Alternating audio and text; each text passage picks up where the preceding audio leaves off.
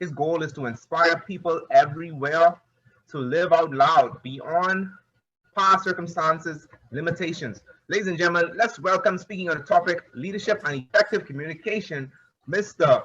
Andre Kelly. Thank you so much, Gervais. A pleasant good afternoon to all of you in your respectful places. The biggest threat to leadership is the leader's inability to communicate effectively. Whenever a leader fails to communicate effectively, he or she fails to connect, inspire, and empower. If the message we communicate as leaders doesn't inspire and doesn't empower, chances are it won't connect, delegate, network, negotiate, mitigate risk, or resolve conflicts. So I know I look extremely young, and you might still be able to see the milk around my mouth.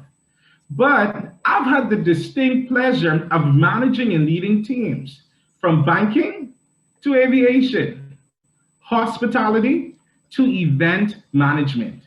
And the one common theme I encountered was adjust your voice. I can't hear you. The perpetrators of those moments were the three types of team members I dealt with daily. Now, if you can relate to any of the three that I'm about to mention, please do not be afraid to type into the chat, tell me about it. The first were those who, no matter what I said or how I said it, they refused to embrace my instructions, constructive criticisms, feedbacks, and encouragement. I assumed it was due to their preconceived notions. Oh, who do you think he is? Oh, I've heard this about him. He's like that. And also, their poor attitude. They were that I don't want to hear you kind of employees. The second were those that no matter how hard I tried, they still couldn't hear me. I later discovered their inability to hear were as a result of psychological, physical, and language barriers, some of which we're going to talk about in just a minute. And finally, the third, the are you talking to me kind of employees. Those that understood every word that were coming out of my mouth, but pretended not to. The low-key rebels that violated all of the rules, and when confronted, they were quick to share the stories of, I didn't hear you say that. Oh, you were talking to me? I thought you were meaning someone else. If you haven't experienced or encountered one, two, or three before, work long enough, manage teams long enough, and eventually you will. Each encounter, though, created an opportunity. Knock, knock. It was a knock, knock moment for me. Who was there? It was opportunity. The opportunity for me to become flexible with my voice, but also flexible with my approach, was knocking at my door.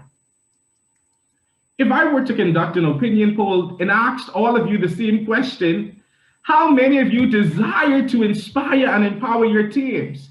I am sure most of you would say yes. And why? Because it's every leader's dream to do just that.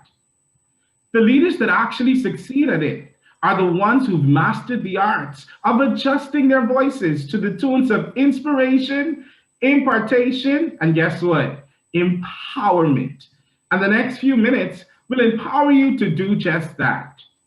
But the first thing to consider, KYT. I want you to say it with me as your mics are muted. KYT.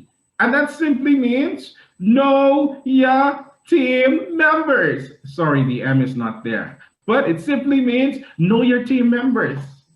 How many of us truly know our team members? How many of you really know your team members? And I'm not talking about the when they clocked in for work, returned from lunch, or left for the day. I'm talking about the really know your team members, their personalities, what grinds their gears, and of course, their weaknesses and strengths. Now you might ask, how does this translate into communicating effectively as a leader? But No matter the working environment or employee status, it is important for you to know the people you are working with. It is imperative that you observe their verbal and nonverbal communications while listening to understand. Here's why.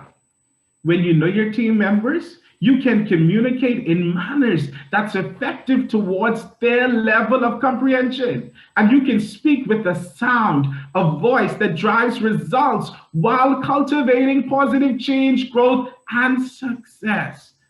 I want to share my story of when I transitioned from front office supervisor to assistant housekeeping manager at the Rio Palace on Paradise Island. Oh boy, when the general manager approached me and said, "We have a promotion for you," I said, "Yes." I was so excited until he said, "You're going to housekeeping." And I said, "Oh, no, I'm not." And later he said, "Well, you don't have a choice. Either you take the promotion or you just don't go." Now, the reason why I was hesitant about taking the promotion was simply because I had heard all of the issues, all of the dramas, the constant fighting, everything that did not concern 8 to 4:30 daily. Really and truly, I didn't have time for that, and the salary just wasn't enough. I took the promotion, ended up in housekeeping, and the thing that I'm asking you to consider, KYT, became the thing that was something I had to do every day. I had to know my team members. And this is why.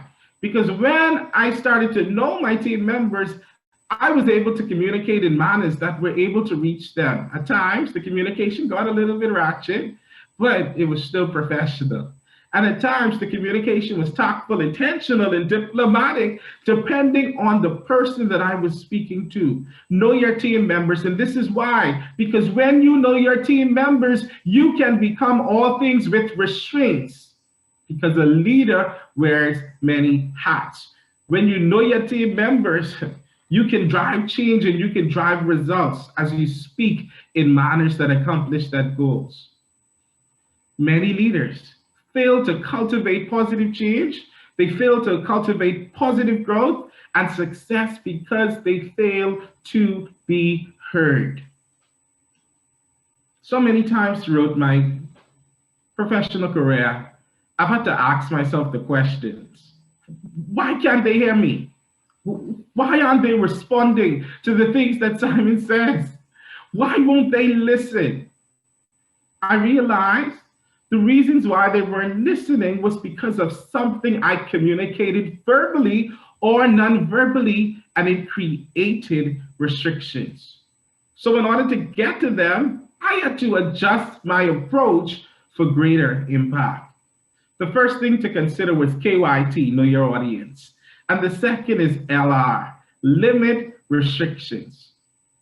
What are restrictions? Restrictions are anything that you create verbally and non-verbally in your environment when you speak. And truth be told, restrictions present themselves in the form of communication barriers.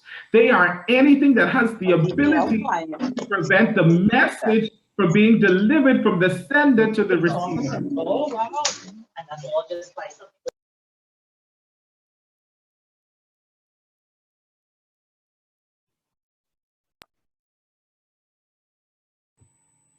I had to consider the restrictions I imposed, but also the how I limited them. The first restriction I had to deal with, and there are so many. You have language barriers, psychological barriers, physical barriers, attitude barriers, perception barriers, and yes, I will say it again, perception, because that is a huge barrier. The first barrier I had to deal with was my attitude. And if you're in the room, if you're managing people, if you're leading teams, if you're conversing on a daily basis with your team members, I want to encourage you to check your attitude. And this is why, because our attitude is like energy, and energy is like music. It's a universal language. And from the moment we step into a room, our energy speaks for us. What does your energy say when you walk in the room? Check your attitude. The second, I had to deal with preconceived notions. And I've heard this line so much. I didn't know you were this cool and down to earth. Man, I always thought you were stuck up. You look so mean. Truth be told, we can't tell people how to think, but we can show them through our interactions that their preconceived notions are incorrect. What have people said about you as a leader? How is that translated into how they listen to you, how they receive the level of communication that you present? And the third thing were psychological barriers. Whether or not our team members show it, they are faced with and battle giants. The I don't belong here. I'm not qualified to be here. I can't get it right no matter how hard I try. Issues at home, financial difficulties. The how we converse with them, it matters. Our verbal and nonverbal responses determines if they show up and perform or if they show up and don't perform. Yes, they get paid to perform, but it is our job to lead and show the way. And the only way we can show the way is if we limit the restrictions so they can see something worth following. So here's a question to consider. Are you the creator of restrictions? Are you the enforcers of barriers that turns down the volume of your voice? Are your team members not responding because they're feeding off of your energy? The reason why it's important for you to limit restrictions is because your instructions, your feedbacks, your encouragement are worth hearing. So I want to challenge you today to adjust your voice, change your approach. And the approach I'm talking about is the way you verbally and non-verbally communicate. And this is why, because you've been tasked with pulling out of your team members maximum capacity. I want to encourage you to let your sound create and inspire empowerment. Let your sound affirm. I want to encourage you to let your sound create positive growth and movements that doesn't inspire your team to hide or to pretend to be busy at the sound of your footsteps in conversations coming. I want to encourage you to let your sound stir passion, productivity, but also to let your sound release potential. I want to encourage you to let your words cultivate each team member to dream beyond what they could see, to dream beyond their seen and unseen abilities. And this is why, because you are the leader. And a part of being the leader is people should want to hear from you.